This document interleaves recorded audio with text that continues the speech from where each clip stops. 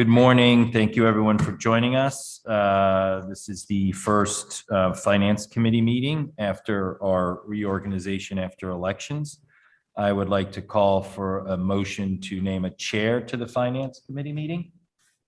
Jill? I'd like to nominate John Cini.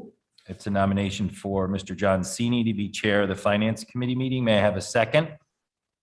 That is Mr. Maroney. All in favor? That is unanimous for all those in attendance. Congratulations and thank you, Mr. Cini. Can't wait. No, thank you. Thank you all. So we're going to get started. Today's Thursday, November 18th, 2021. It's a little after 8:30. We're here for our Finance Committee meeting of the Board of Education of Darien, Connecticut. The first order of business after the election was a review of the October 2021 and 2022 financial report. Mr. Rudo, I'll hand it over to you. Sure. So this is the financial report through October. We are projecting a year-end positive balance of $104,260. The forecast does assume that we'll be reimbursed for all the items lost due to Storm Ida. One update from the previous month is PERMA has indicated that we will be reimbursed $30,210 for Storm Elsa. So we haven't actually received the check, but we are factoring that in since they did confirm we'll receive that. Those funds. Those losses for Storm Ida currently stand at $367,000. The total changes from the previous month are $66,141. Those changes are starting with the student interns at Darien High School and Middlesex. They have not been able to find a second intern at Darien High School and the two interns at Middlesex for the fall. So that is a savings of $20,150. There are some clubs not running at Middlesex, Hinley, Holmes, and some turnover savings from the step and lane for music totaling $8,013. Savings from elementary intramurals of $7,329, which is only currently running at Holmes. Savings of $4,000 at high school intramurals, which is currently not running. Savings of $4,500 in interscholastic supplies due to the YMCA agreement that calls for using the YMCA in Darien, not the Boys and Girls Club in Greenwich. Athletic transportation is a swing of $37,138, but showing a deficit of $26,826. There is a nationwide driver shortage, and it has impacted Darien. So we don't have as many drivers as we had to allow us to have during the week, what we call charter buses, which is primarily for sports. So some of those transportation rides have had to be contracted out, and those are at higher rates than what First Student charges, and those are for football, field hockey, volleyball, soccer, golf, and cross country. Savings from district legal fees, $12,500. That trend, positive trend continues. Field rentals, we are projecting it to exceed the budget by $23,604. As of actually yesterday, we've pretty much met our budget of $151,000. And we obviously still have spring left, so we are anticipating a higher amount collected for field rentals. We did have some additional staff turnover totaling $42,000. We are projecting the DEI consultant for $56,000 as a deficit if it's approved. Some Darien Summer School positive balances for some items that have been disencumbered totaling $4,025. Contracted speech shows a deficit of $34,000. The previous month, we had one SLP who was out on a long-term leave of absence. That one SLP is now 3 SLPs that are out on a long-term leave of absence, and they are being filled by a contractor. So rather than seeing those expenses in long-term subs, you see that expense in contracted speech. Special ed legal fees. We did shift as a superintendent adjustment some funds from special ed legal fees into contracted speech for one of those two additional long-term leave of absences. Out of district transportation shows a deficit of $34,800. This is a combination of two things. First, we did finally get the third Suburban.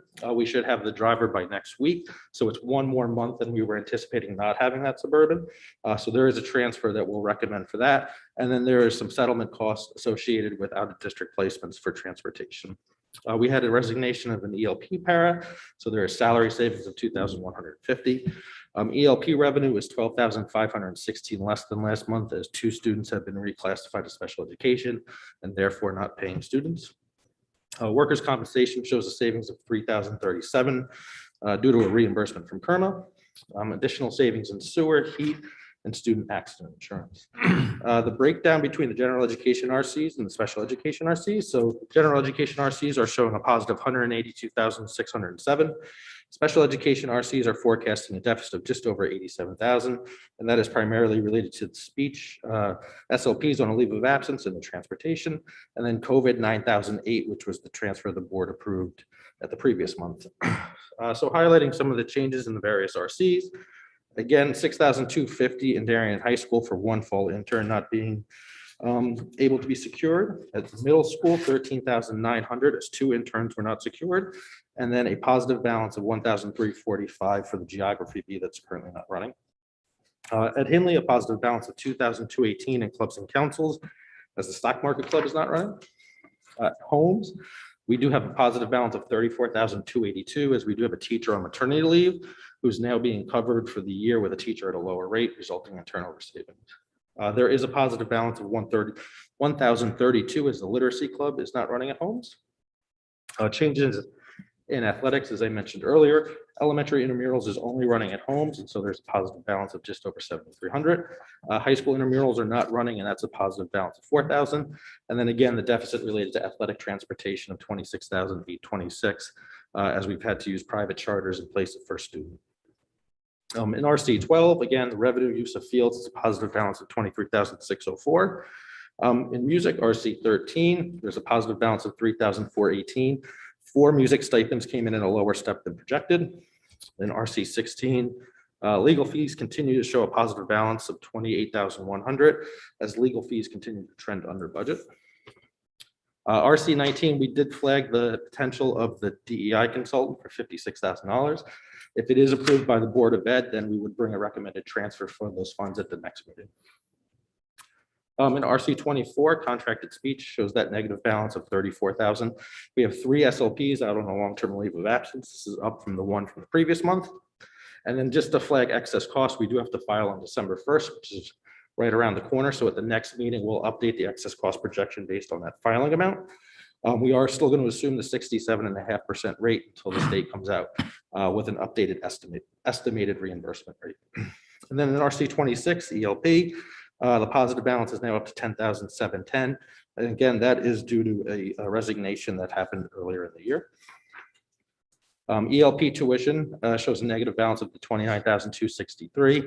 We have 47 paying students. As I mentioned earlier, 2 were reclassified to special education, so that is down from the previous month. Just in terms of the grant forecast, I did want to flag one item. We were awarded another grant. So we have highlighted that here, the ESSER 2 Special Education Recovery Grant for $124,500. This is a grant for special education recovery services. It is a 2-year grant, and it has to focus on recovery services for dyslexia and other special needs. While we have not received the money, we did get a grant award for that amount of money.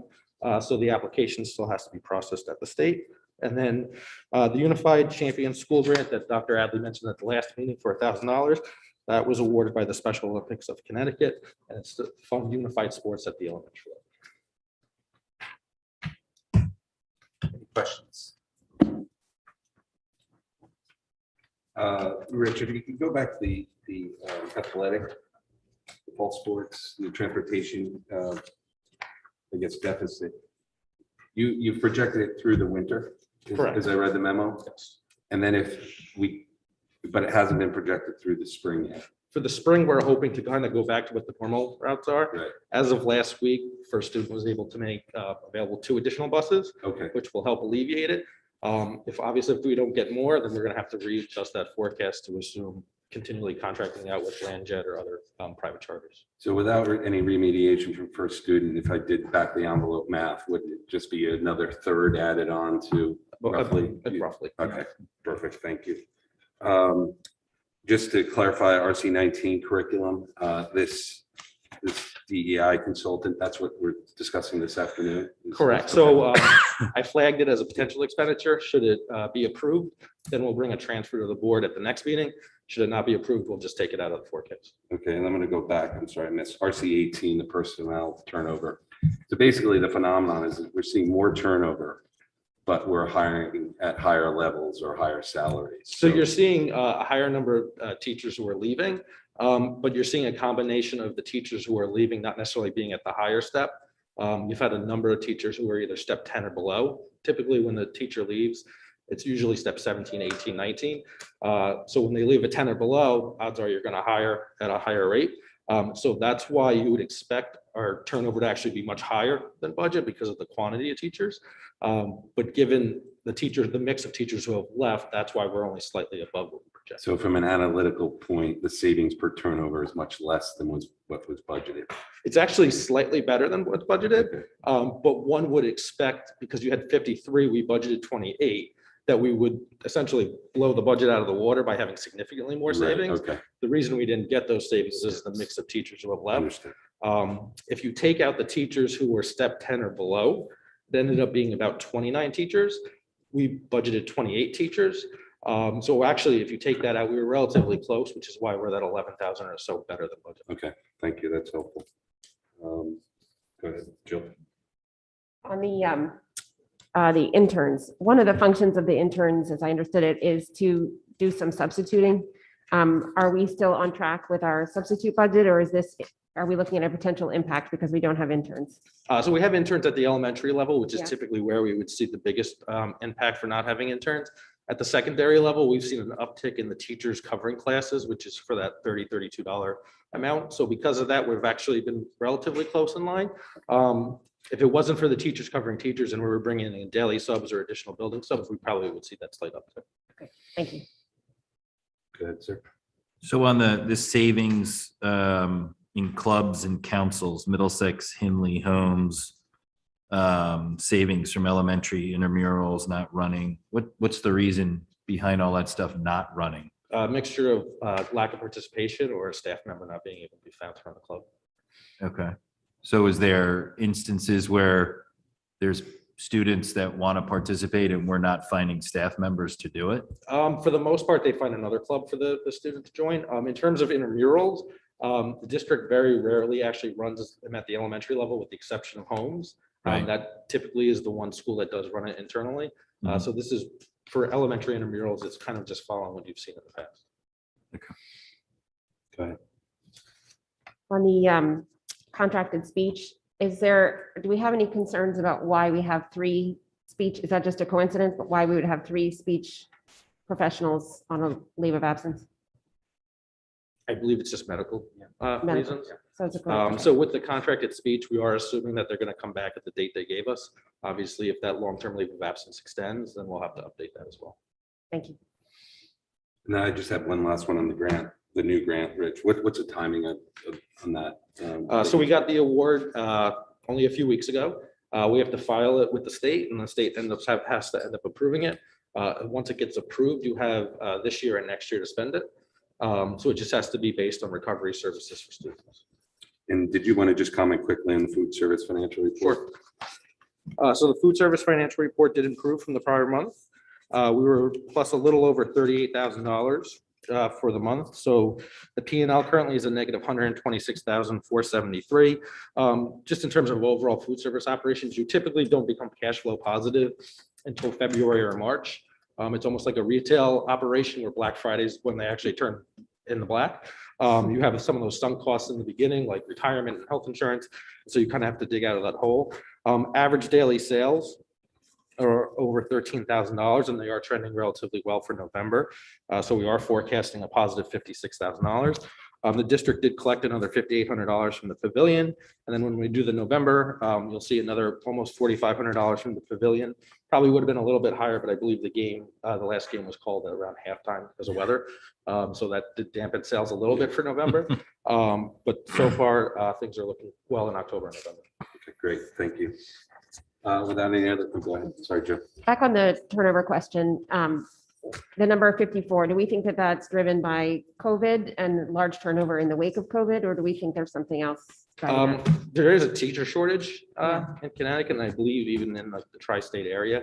I think there's some of it's burnout. I think some of it is because of COVID. Some people want to be a little closer to home Yeah. in case their own children end up having to be home for whatever reason. Right. So it's really something that's not just specific to Darien. Our neighbors in Wilton, New Canaan, Weston, Westport, they're all seeing the same.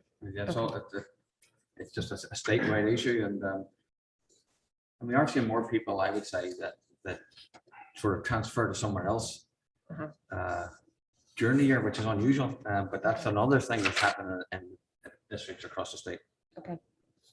Because positions are opening up Yep. because of the general shortage, and so we're seeing people move Yep. for whatever reason. You have less new teachers coming in, and essentially we're just trading teachers back and forth with districts. Higher churn. Yep. Thank you. I guess I would just ask, are you seeing in catching up with Mrs. Klein, any increase in services or contracted speech or anything that you're seeing forecasted down the road, excuse me? So we have started to spend some of the recovery services in the ARP grant. If you look back at the previous month, there really wasn't that much of expenditures. Right. It's really primarily in the areas of speech and OT, and some consultant services. Okay. It hasn't really exceeded our expectation yet. I think part of the benefit is the district was open longer than some other areas. Right. And so they did receive some of those services, but we're starting to see a little bit in those areas. What percent did you dip into that grant thus far? So that's where, we're still well under. So for contracted speech, we budgeted 50, we spent 13. Okay, So maybe about a third. thank you. Everybody set? Oh, I sir. would just note under the DEI expenditure, no matter who it is or what it is, I fully expect that we'll be making a commitment of something at some point towards something, but And just to be clear, because I think there's some confusion out there, this is to, the board came to the administration and asked that we increase programming around some recent incidents that occurred in the schools. Is that the correct? yeah, that's part of it. That's well, that is the big ongoing plan to address that. So, Got it.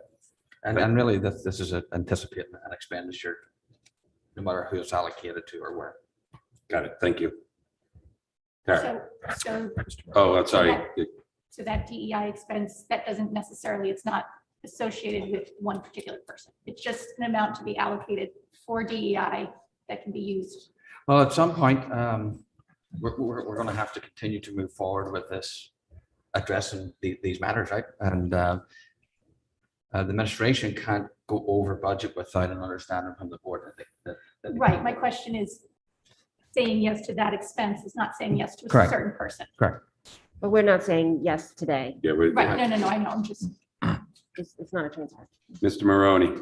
Yeah, just a question on Storm Ida. You have in your report that we're currently at 367. But we expect more to accumulate as the repairs are needed. Can you just elaborate as to, we haven't tested out the equipment, or we're waiting like for a snow blower to see if that's going to work, or what are the as needed repairs?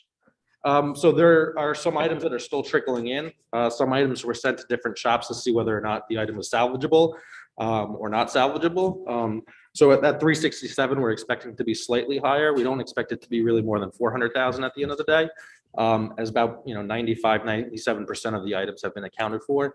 But there are some pieces of equipment that are still being evaluated whether or not it could be repaired or has to be totaled. Okay, perfect. Thank you. Hey, Rich, just a quick update on that. Is there any progress on the 3 trucks that we have to replace? They are still waiting for production. Thank you. Any other questions? Okay, then we'll move on to the budget transfers for October 2021 to 2022. So we have 4 transfers for consideration. I did break up the transportation one into 2. So the first one is for $24,300. That is to cover the cost of some transportation tuition agreements. We are recommending taking the balance from the savings in the interns at the high school and the middle school, as well as turnover. The second transfer is for $10,500. As I mentioned earlier in the year, we had forecasted getting the 3rd Suburban in November. If it was a little later, we'd have to bring another transfer. So this is for 1 more month of not having that Suburban, and we are recommending taking the savings from the savings of the teacher and resident membership fee that was covered by a state grant. The third transfer is for $34,000 for contracted speech. This is again due to a leave of absence from an existing SLP, and we are recommending taking that from the salary savings associated at homes from the maternity leave. And then the fourth transfer is for $26,826, and that is to cover the overages for athletic transportation, with savings coming primarily from athletics, interscholastics, the YMCA agreement, trainer savings, intramurals at the high school and the elementary, and then some savings in the clubs and councils that are running but at a lower step budget. Any questions on the transfers? I don't see any. I guess just want to make a comment and would like the subcommittee's thoughts on this. You know, when we go and create a board committee report, I would love to, or would like to take a recommendation to the general board with these transfer and give a recommendation or a disapproval to the administration's, proposal. So Mhm. if that's okay with everybody, and I see no concerns with this, in my committee report on next Tuesday, Yep. I would just like to mention that the subcommittee recommends the transfers. Dennis, I just want to make sure you would be okay with that. I'm getting a thumbs up by Mr. Maroney, so.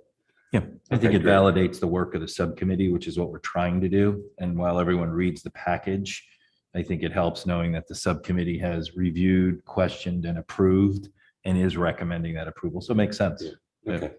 So without it, go ahead, Jim. No, I agree with you. I think there are a few things that I would love for you to note as part of the recommendation. For example, that we're not concerned about long-term the substitute account going up because Rich indicated we're using the teacher coverage. So, otherwise I would have been concerned about that transfer, for example. Okay. Yeah. Any other comments? All right. So I think now we'll move on to public comment. Good morning. If you would like to speak during public comment, please click the participants icon at the bottom of your Zoom screen. Next, click the raise hand option. The facilitator will identify you. Please state your name and address. You will have up to 3 minutes to comment. No raise hand at this time. All right. No one's in the room, so I would like to solicit a motion for adjournment. Ms. McCowan, take a second. Ms. Worm, all in favor? Thank you very much. We'll adjourn.